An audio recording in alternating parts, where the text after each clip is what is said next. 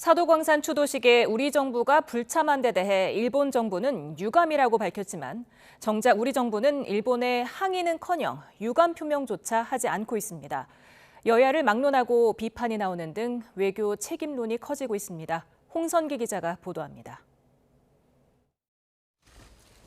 일본 측이 주최한 사도광산 추도식에 불참한 우리 정부는 유족들과 별도 추도 행사를 개최한 배경을 이렇게 밝혔습니다. 과거사와 관련해 일본 측과 타협하지 않겠다는 확고한 의지를 표현하기 위한 행사라는 겁니다.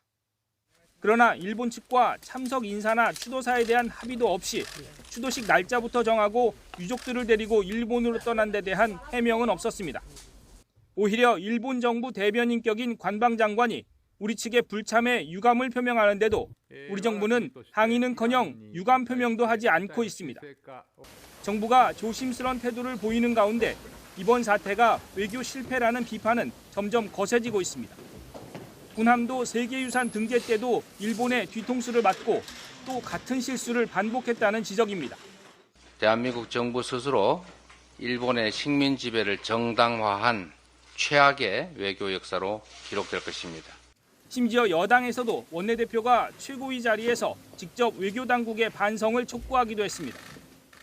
우리 정부의 요구사항이 제대로 반영되지 못한 데 유감스럽게 생각하며 이와 같은 결과가 우리 외교당국의 안일한 태도 때문은 아니었는지 겸허한 반성과 점검도 필요하다고 생각합니다.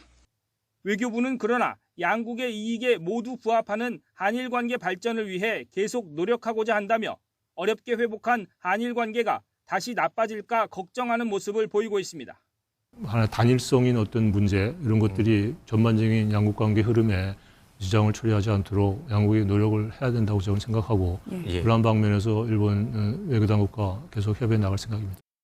조태열 외교부 장관이 해외 출장 중인 가운데 외교 책임론은 점점 커지는 모습이어서 외교당국의 고심도 함께 깊어질 것으로 보입니다.